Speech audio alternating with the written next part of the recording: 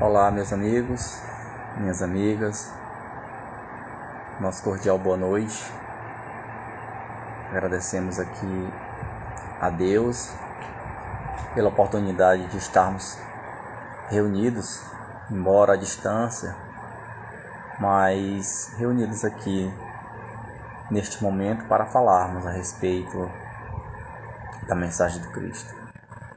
Antes de fazermos a nossa exposição propriamente dita, eu gostaria de convidar a todos aqui presentes para que nós fizéssemos a nossa prece de abertura, elevando o nosso pensamento a Deus, em agradecimento a todo o favorecimento que recebemos nessa vida, pela família, pelo corpo, pela estrutura que nos cerca, pelo planeta. Agradecemos a Deus de uma maneira geral pela vida que Ele nos deu.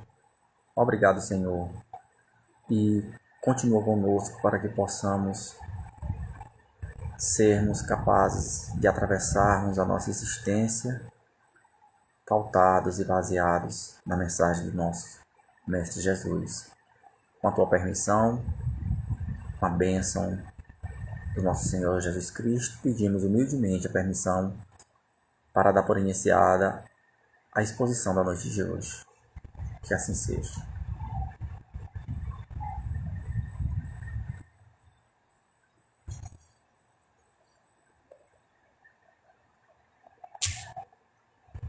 Bom, a temática da noite de hoje ela é baseada no capítulo 18 do Evangelho segundo o Espiritismo. O capítulo se chama Sedes Perfeito. Então, nesse capítulo, Allan Kardec nos direciona, através da mensagem de Jesus, de como termos um comportamento para nos tornarmos perfectíveis, né? Ou, melhor dizendo, para sermos perfeitos numa dimensão não absoluta, mas relativa, porque a perfeição absoluta é só Deus, que é o nosso Pai Criador. Então, no capítulo 18, melhor dizendo, no item de número 5, Allan Kardec nos orienta a respeito de uma parábola, a parábola do semeador, que é justamente a nossa temática de hoje. Nós sabemos que Jesus veio há mais de 2000 anos atrás e que havia uma certa dificuldade, como há ainda nos dias de hoje, uma certa dificuldade na transmissão da comunicação. Então Jesus, por ser um educador, mais do que um salvador, né, um educador de almas para Deus, ele utilizava do material disponível, né? Então, ele utilizava-se de histórias, de narrativas, de imagens que pudesse conter um fundo moral e educativo em torno de cada mensagem que ele nos passava. Então, o tempo todo, desde o primeiro dia, né, que ele, no sábado, que ele sobe ao púlpito da sinagoga e faz a sua pregação, a partir daquele momento ele não parou mais de fazer o que ele sempre fez com excelência para nós, que foi nos educarmos. Então ele utilizava dessas imagens, e uma das formas, né, pedagógica que ele mais se utilizava era justamente das parábolas. Então, o que são parábolas, na verdade? A gente sempre ouve, parábola, mas o que são parábolas, né? Do ponto de vista da linguística ou do discurso, a parábola é justamente uma história que se conta, né, com estruturas do ambiente no qual se está falando, e que se utiliza essa estrutura, que é comum às pessoas que ouvem, para contar uma história com fundo de verdade. Né, com uma verdade, né? Utiliza-se essas imagens para se transmitir uma mensagem. se passava uma verdade. Então Jesus se utilizava bastante dessas narrativas, das parábolas, né? Tanto que a gente vai observar que ele utilizava o cotidiano, que eram as bodas, né? Que eram os casamentos, ele se utilizava das plantações, que aqui no Piauí a gente chama de roça, né? Lá eram os vinhedos, né? Muito utilizados, as plantações de trigo. Se utilizava de mercadorias que eram utilizadas como moeda, como no caso da cevada, da hortelã. Então, a gente vai encontrar Jesus constantemente se utilizando de parábolas. De tal sorte que ele utilizou tanto este recurso, né, que quase todos os seus ensinamentos estão, digamos assim, sendo expostos, grande parte deles em forma de parábola. De tal sorte que os discípulos ficaram intrigados, né? Depois de reconhecerem que ali estaria o enviado de Deus, o Espírito mais puro, o Espírito que foi esperado por todas as civilizações que imaginavam, que tinham no seu psiquismo, né, cultural, a vinda de um Messias, né? Cada povo simbolizava essa vinda de uma maneira diferente. Então, os hebreus, que foram a civilização escolhida para a encarnação do enviado direto de Deus, né, do Verbo de Deus encarnado na Terra, tinham os discípulos, como eram deste meio, desse contexto, ficaram surpresos e pensativos. Por que Jesus ensinava tanto por parábolas? Então eles um dia chegaram para Jesus e perguntaram: mestre, por que o Senhor ensina por parábolas? E Jesus disse algo que à primeira vista parece meio paradoxal. Ele disse: ora, eu vos ensino por parábolas para aqueles que escutem, não ouçam, e para aqueles que enxerguem, não veem. E a gente se pergunta, como é possível, né? Escutar e não ouvir, enxergar e não ver. E ele dizia: ouça aquele que tem ouvidos para ouvir. Então ele ainda joga mais uma parábola em cima dessa outra parábola. Então Jesus dizia: ora, eu falo por parábolas porque para que aqueles que escutem não ouçam, porque quando nós escutamos, a gente só sente o barulho que entra pelo ouvido, né? Que a gente sente pela vibração, às vezes corporal, dependendo da vibração que se faça. Mas a gente não compreendeu aquele som. Quando a gente ouve, aí sim nós escutamos e depois ouvimos, porque houve uma interpretação. Então ele dizia: fala por parábolas para aqueles que escutam e não ouçam, e para que aqueles que enxerguem não veem. Ou seja, mesmo você enxergando, você não está vendo, porque não houve uma compreensão. Então ele está dizendo aqui para nós que ele ensinava por parábola. Por quê?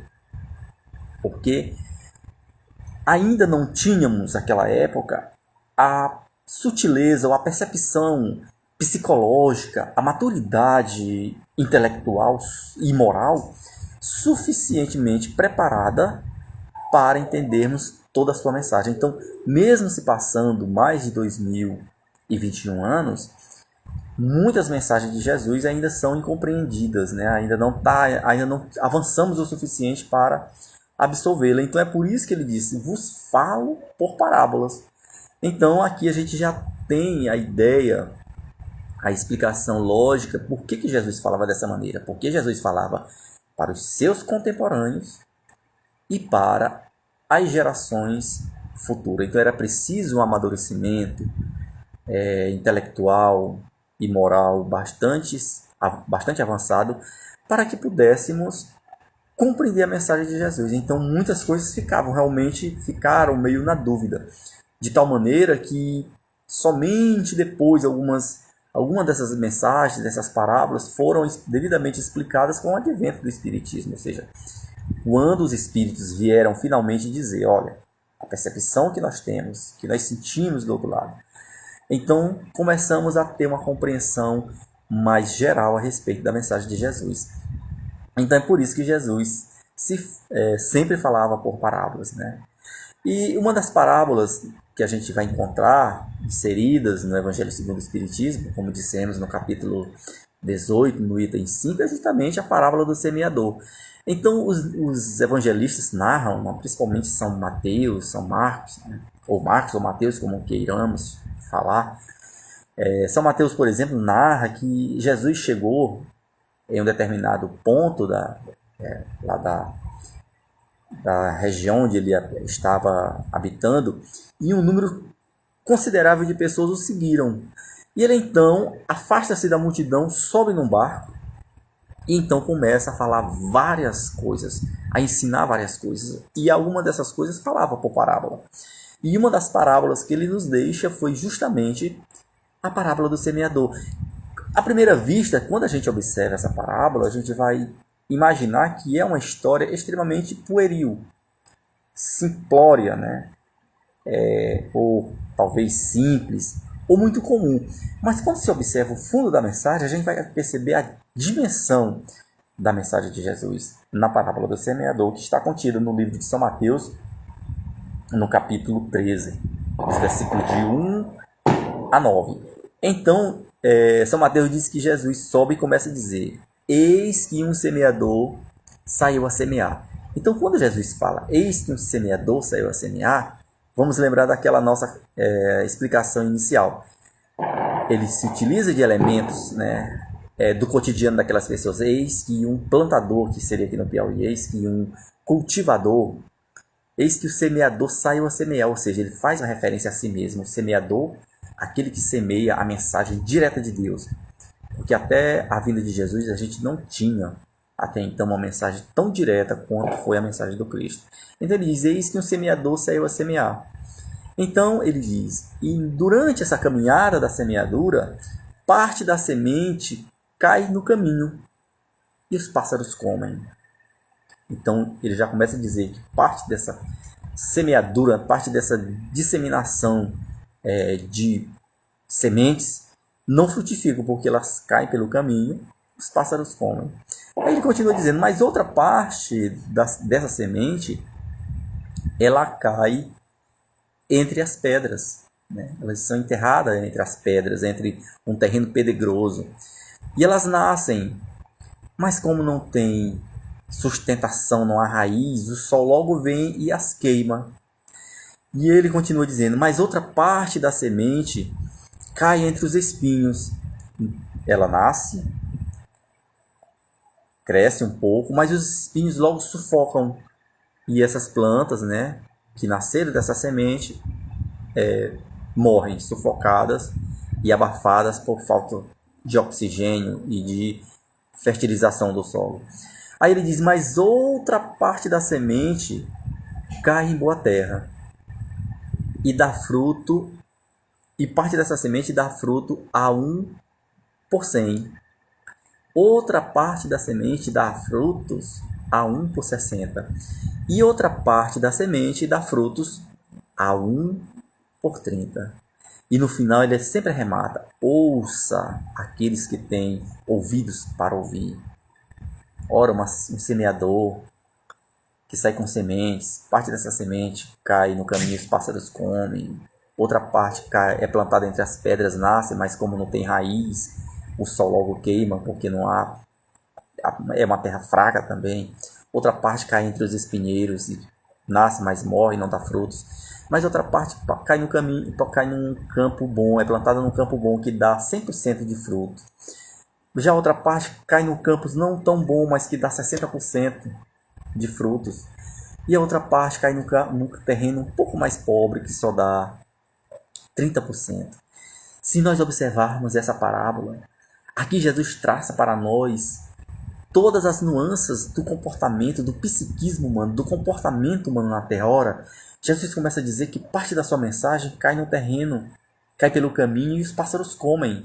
Então aqui Jesus está dizendo que parte da sua mensagem, ou seja, aquilo que ele ensinou, aquilo que ele deixou, cai no ouvido de criaturas que espiritualmente não estão preparadas, ainda não estão preparadas para receber a mensagem do Cristo. Ou seja, é como a semente que cai no caminho e os pássaros comem, ou seja, não serviu, em termos de plantação, não serviu absolutamente a nada, porque simplesmente serviu de comida para os pássaros. Ou seja, Jesus aqui simboliza aquela categoria de espíritos que ainda encarnados se encontram num estágio ou num estado absolutamente quase que material.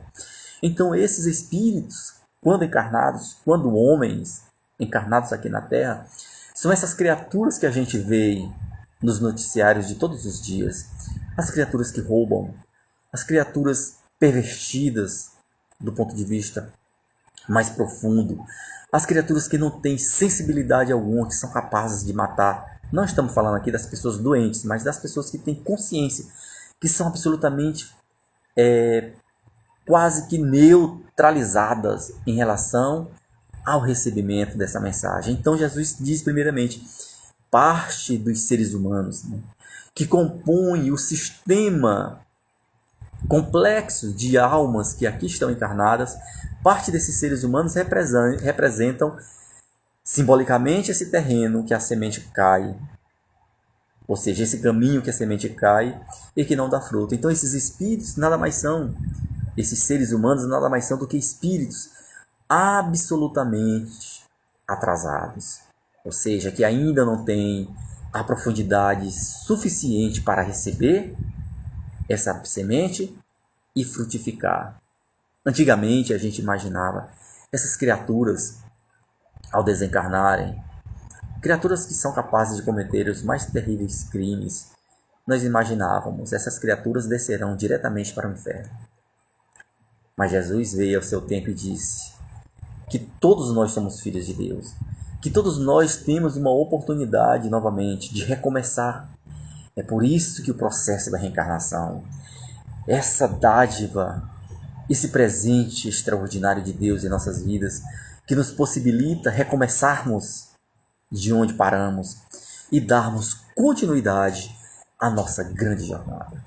Sem esta percepção, sem essa compreensão de que somos hoje parte do que começamos a construir ontem e que seremos amanhã parte do que estamos fazendo hoje, sem esta compreensão, não há como entendermos a justiça e a grandeza de Deus. Ora, os espíritos, e nós também que somos espíritos medianos, mas todos os espíritos são justamente a junção das experiências que eles tiveram. Então essas criaturas que são representadas na parábola do semeador como sendo parte da semente que cai pelo caminho, não são criaturas renegadas ao fogo do inferno eterno, mas são criaturas que terão uma nova oportunidade, porque são espíritos que estão em andamento, embora nós possamos entender que nós não sejamos esse terreno, nesse caminho que a semente cai, mas nós certamente já tivemos nesse patamar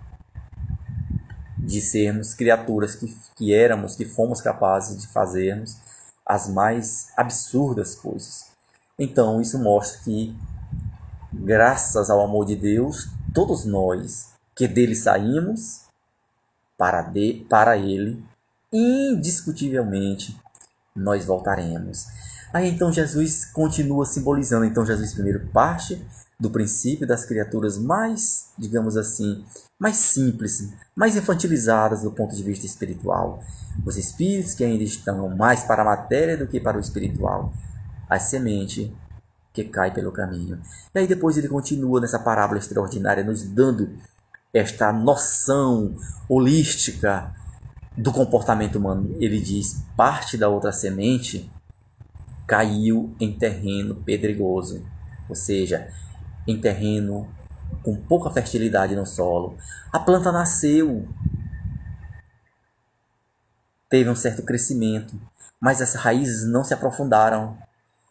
Então, como não tinha raiz para absorver os nutrientes e a água mais profunda, o sol veio e queimou, ou seja, desidratou e queimou, e elas morreram.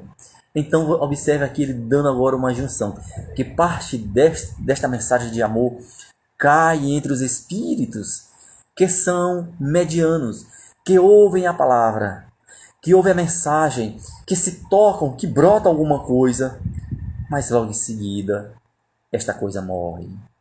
Então a gente faz aqui um paralelo de muitas vezes quando a gente chega num centro espírita e a gente tem conhecimento, porque geralmente quando a gente chega no centro espírita é porque já estamos cansados, Há um ditado, há uma, não é um ditado, mas há uma explicação do senso comum no meio espírita que nos diz: ou a gente chega no centro espírita pela dor, ou chega pelo amor.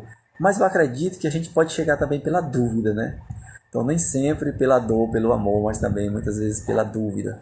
Então, muitas vezes, quando a gente chega no centro espírita com aquelas dúvidas existenciais profundas que a gente não encontra a resposta, é que no centro espírita nos dão uma visão a respeito, uma visão geral a respeito do amor infinito de Deus, a respeito da vida como um todo, a respeito de que a morte não é uma ação de exterminação da vida, mas é uma ação de suspensão de uma vida biológica, que é o espírito que somos nós, porque a gente costuma dizer, nós não temos um espírito, nós somos o espírito. Então nós, como espíritos imortais que somos, voltamos novamente, melhor dizendo, para o mundo, para o verdadeiro mundo, que é o mundo espiritual, refazemos as nossas forças e reencarnamos novamente em um mundo para darmos prosseguimento. Então, quando nós chegamos no centro espírita com essas dúvidas, que essas dúvidas são nos esclarecidas, a gente tem como assim uma espécie de torpor, uma espécie de desdobramento. Então a gente fica encantadíssimo e imaginamos imediatamente fazermos coisas extraordinárias, nos tornarmos um São Francisco, nos tornarmos um Chico Xavier, nos tornarmos criaturas ecumênicas, que abracemos o mundo inteiro. E com o tempo as coisas vão caindo, meio que na realidade a gente vai percebendo a realidade, mas vai passando aquele torpor inicial, e com o tempo a gente vai se esfriando. E algumas vezes a gente encontra algumas criaturas que chegam no centro espírita.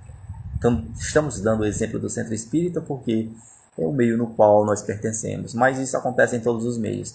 Às vezes a gente chega no centro, ouve aquela mensagem, aquela palestra, estuda, mas aquilo não está mais tão batendo na gente, porque aquele despertar inicial, né? aquela febre, aquele choque inicial, parece que esfriou. Então muitas vezes a gente vai se afastando, e muitas vezes a gente diz: eu não sou mais espírita, eu sou um ex-espírita. E a gente, conhecedor, né, ou tendo analisado mais aprofundadamente a doutrina, a gente se cala porque sabe. Por quê? Porque a gente sabe que não há ex-espírita. O que pode haver são pessoas que começaram a frequentar, começaram a estudar, mas que pararam no meio do caminho. Porque uma vez conhecendo as verdades que estão explícitas na doutrina espírita, as explicações das parábolas de Jesus, a visão geral a respeito da vida, do universo, de Deus, da divindade, da criação, uma vez imergidos nesse conhecimento, deste conhecimento nunca mais a gente sai. Então o que a gente pode ter, na verdade, são sensações de incompreensões. Então Jesus simboliza isso como uma semente que cai no terreno pedregoso, ou seja, até nasce, mas como não há raiz suficiente, logo ela enfraquece. Para termos a ideia de como Jesus é perfeito nas suas explicações, porque é um consenso de todos os espíritos superiores, é que Jesus conhece a cada um de nós. Nós na Terra, encarnados, nós passamos dos 8 bilhões de criaturas. Mas Jesus conhece a natureza íntima como um pai. A gente vai chamar, melhor dizendo, como um irmão mais velho, aquele irmão que nasceu primeiro, porque esta é a comparação mais exata. Ele conhece a cada um dos seus irmãos, porque nós somos os seus protegidos, nós somos os seres que estamos encarregados, que estamos, digamos assim, na responsabilidade, a gente coloca umas aspas aqui, na responsabilidade do Mestre Jesus. Então ele conhece a cada um de nós. Então Jesus, conhecendo a cada um de nós, ele sabe exatamente o que se passa em nossos corações. Então muitas vezes a gente vê mesmo no próprio meio espírita, às vezes a gente perde um ente querido, Ou às vezes aquela pessoa que a gente mais ama na vida, a mãe ou um filho, fica doente e é uma doença terminal. E às vezes no íntimo a gente se pergunta, meu Deus, mas por quê? Porque justamente essa criatura, então vejamos nós como as nossas raízes elas são enfraquecidas, elas são fracas. Veja como o terreno que a gente pisa, que a gente planta, esta semente do Cristo é um terreno de pedras, porque não há sustentação, porque quando nós indagamos ou quando nós nos revoltamos contra Deus, isto mostra claramente que nós ainda não compreendemos a justiça e o amor do Pai. Porque muitas vezes aquele pedido que a gente faz a Deus, que não é atendido, quando não somos atendidos, mais na frente a gente vai compreender que aquele não atendimento era o melhor para nós. Porque Deus, como Pai, nos criou com muito amor e nos mantém com esse amor profundo. Então Jesus simboliza aqui a semente que cai no caminho, no terreno pedregoso, como aquelas criaturas que ainda não enraizaram. Então Jesus continua dizendo que parte da semente cai entre os espinhos. Então aqui ele diz, os espinhos, a planta nasce, mas os espinhos são mais rápidos, crescem, sufocam-nas e elas morrem. Então aqui Jesus simboliza aquelas criaturas que, embora tenham a frutificação, tenham enraizados os conhecimentos da mensagem de amor, da mensagem da vida, elas se deixam levar pelo materialismo, pelas coisas da vida, pelos problemas de ordem puramente material. Aqui Jesus nos dá um alerta extraordinário. Não sejamos absolutamente só espirituais e nem absolutamente só materiais, porque vivemos no mundo encarnado. É preciso nós participarmos da natureza espiritual, mas necessariamente participarmos da natureza material, porque o mundo que nós vivemos é um mundo material. É preciso trabalharmos, é preciso termos as relações diversas que se compõem no meio social aqui na Terra, porque esta é uma necessidade para o nosso crescimento. Então aqui Jesus simboliza aquelas criaturas que, ouvindo a mensagem, abandonam completamente pelos valores materiais. Então são criaturas que aportam no mundo espiritual absolutamente entristecidas. O que a gente imagina é o seguinte: Deus pune, Deus é implacável, mas não. Deus é amor, Deus é misericórdia, mas nós mesmos nos sentimos constrangidos e a punição se vê justamente pela nossa consciência. Então é uma ação que se remete numa reação para conosco mesmo. Então a nossa consciência está instalado o tribunal que nos julgará. Então muitas criaturas adentram o mundo espiritual que tiveram acesso ao mundo espiritual aqui na Terra, aos conhecimentos de amor, mas que se deixaram envolver pela matéria. E assim a gente vê determinadas criaturas que exploram a religião como meio de ganhar a vida, que se utilizam da sua força, digamos assim, de persuasão discursiva para dominarem aqueles mais fracos. Pobre criaturas, porque quanto mais nós fazemos em desfavor do próximo, maior será a nossa carga de responsabilidade.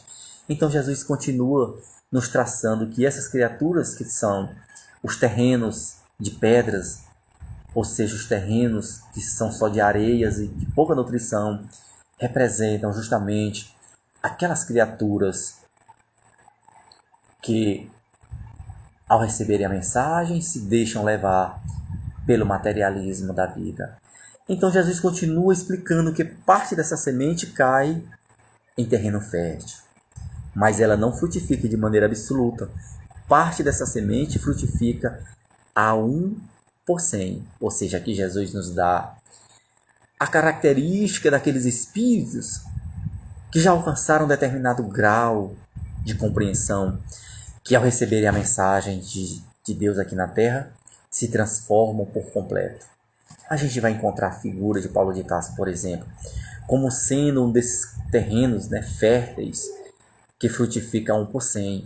Então Paulo de Tarso, como nós sabemos da história dele, é uma história maravilhosamente linda cheio de dramas, cheio de situações diversas. A gente encontra essa história maravilhosamente bem explicada no livro contido na Bíblia, no Atos dos Apóstolos, mas também Chico Xavier, melhor dizendo, psicografa um livro chamado Paulo e Estevão, uma das obras mais extraordinárias que saiu das mãos de Chico Xavier. Até os bastidores dessa obra, se a gente for ler a biografia de Chico Xavier, até os bastidores dessa obra, ela traz situações extremamente inusitadas. O biógrafo Marcel Souto Maior nos explica, abrindo aqui um parênteses para falarmos da obra Paulo e Estevão, nos explica que quando Chico Xavier psicografava essa obra, foi ditada pelo Espírito Emmanuel. Vocês me perdoem, agora me faltou um pouco a memória, mas acho que foi Emmanuel mesmo que psicografou, que escreveu essa obra pela pena, pela caneta de Chico Xavier. Então, quando Chico Xavier tinha uma longa jornada de trabalho, o primeiro trabalho que ele tinha como cidadão material, né, que é o trabalho que precisamos para trazer o pão de cada dia, a sustentação para a nossa família. Depois de ir ao centro, de atender dezenas de centenas de pessoas, lá pela madrugada, ele ia psicografar, recuava-se num quarto e começava a escrever. E diz que havia um sapo, um cururu, aquele sapo gigantesco, um sapo boi, não me recordo, mas acho que era um cururu, que sempre pulava e vinha até os aposentos, né, o ambiente que Chico escrevia essa obra extraordinária. E como no estado de êxtase ele observava Chico escrever aquela obra extraordinária, saiu uma quantidade gigantesca de páginas. Paulo e Estevão, uma das mais extraordinárias obras escritas pela doce e profunda psicografia de Chico Xavier. Então Paulo de Tarso, ele perseguia os cristãos. A gente sabia que antes o nome dele era Saulo, que é um belo nome. Eles perseguiam os cristãos porque eles imaginavam que ele imaginava que ele era uma seita, e que aquela seita traria prejuízos profundos para a obra de Deus aqui na terra. Então ele perseguia até o dia em que ele foi a Damasco, uma das últimas perseguições que ele tentou fazer, em que Jesus o aparece em espírito. Mas Jesus estava tão resplandecente, mas tão volumoso, mas tão expressivo, que Paulo de Tarso imediatamente fica cego. Quando Saulo, naquele momento, melhor dizendo, observa aquele ser de luz, ele não teve dúvida. Tratava-se do Messias, e ele disse: Senhor, Senhor, o que queres de mim?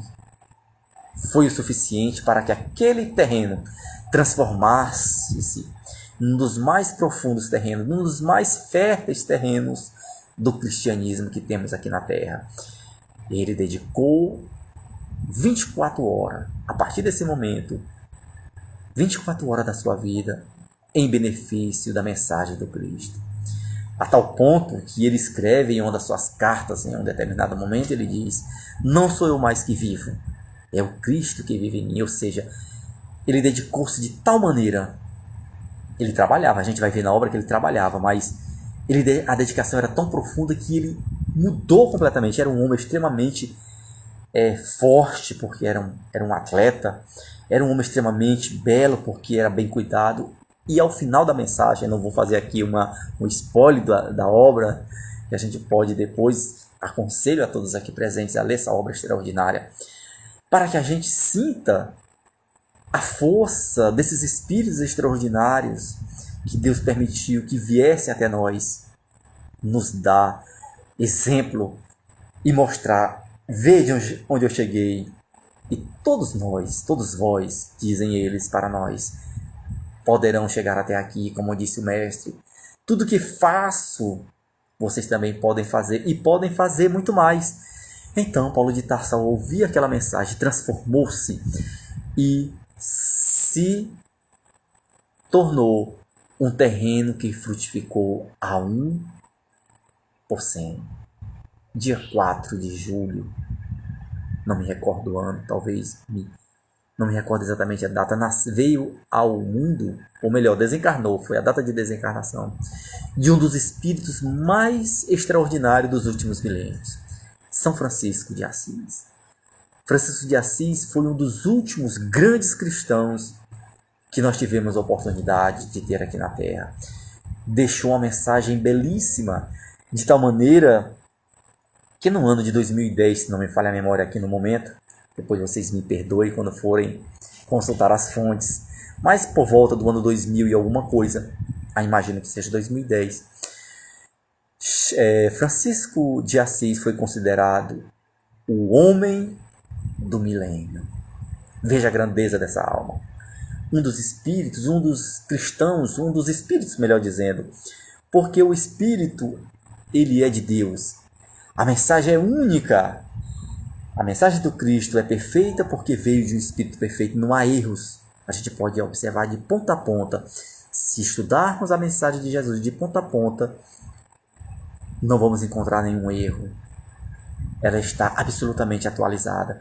Então, Francisco de Assis, ao tomar conhecimento da mensagem do Cristo, transformou-se também nesse terreno. Foi um terreno que produziu a 1%.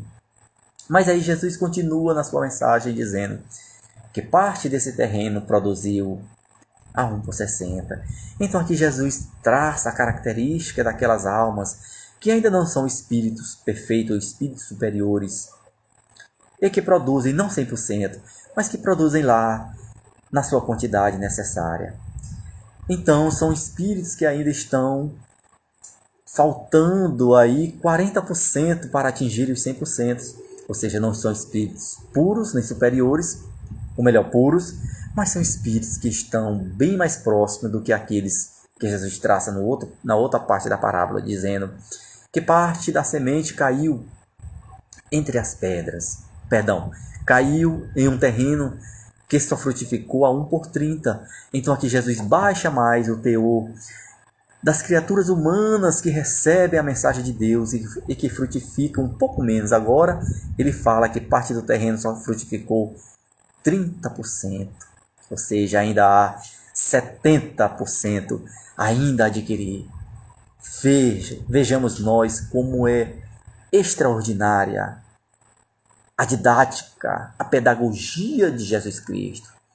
O pedagogo por excelência, o pedagogo das almas, o mestre, o educador de almas para Deus, como ele nos ensina de uma maneira sutil e nos traça numa parábola muito simples do semeador e da semente e dos terrenos diversos, nos traça todo um perfil das características dos espíritos que aqui estão encarnados na Terra.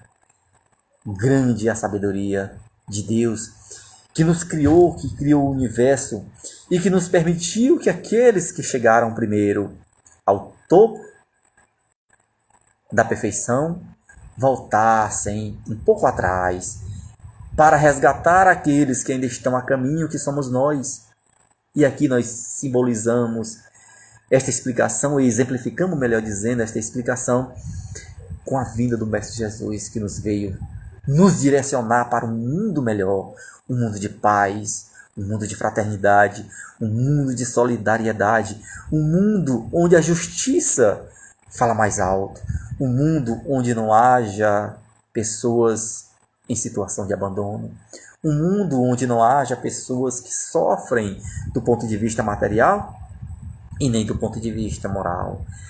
São estes presentes que Deus nos dá para que nós possamos, ao nosso tempo, trabalharmos em nós mesmos e adquirirmos os conhecimentos necessários para atingirmos patamares mais altos até chegarmos ao ponto em que Jesus está, na perfeição relativa.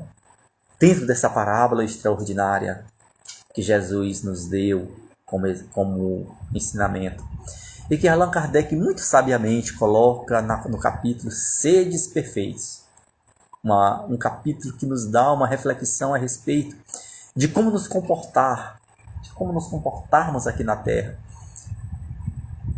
na ambientação de sermos perfeitos. Então é uma aula extraordinária, é um direcionamento perfeito que Allan Kardec faz para nós, baseados nos ensinos de Jesus, explicando a luz da doutrina espírita, explicando a luz da razão, os passos que nós devemos ter para chegarmos nesta perfeição.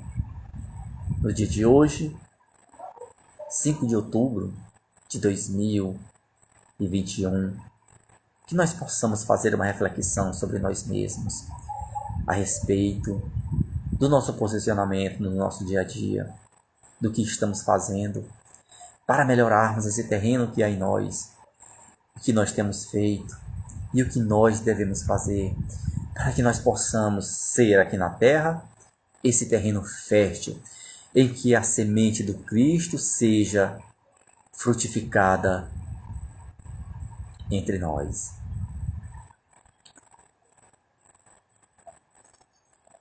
Que nós possamos absorver os ensinos de hoje, que nós possamos levar estes ensinamentos para a nossa vida. Enfim, termos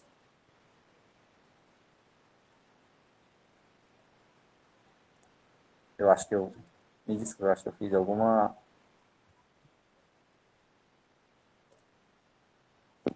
Tá correto? Desculpe, eu vou cortar um pouco. Tá correto aí o convite que eu aceitei?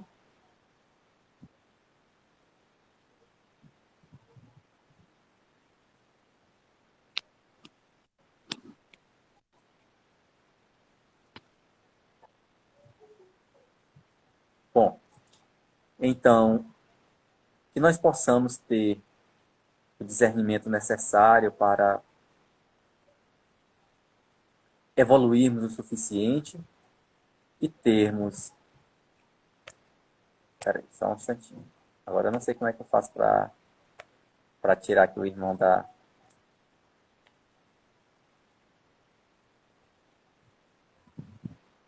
Momento.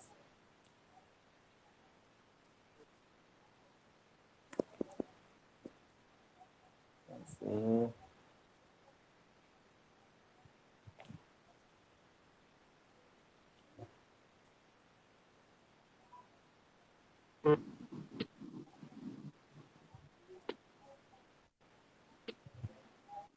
Bom, então, vamos voltar. Desculpe aí, é interessante nos dias que estamos vivendo, né, com a tecnologia, às vezes, como eu estou com o celular e o posicionamento não está muito bom, a gente tem esses lapsos. Então, a gente pede desculpas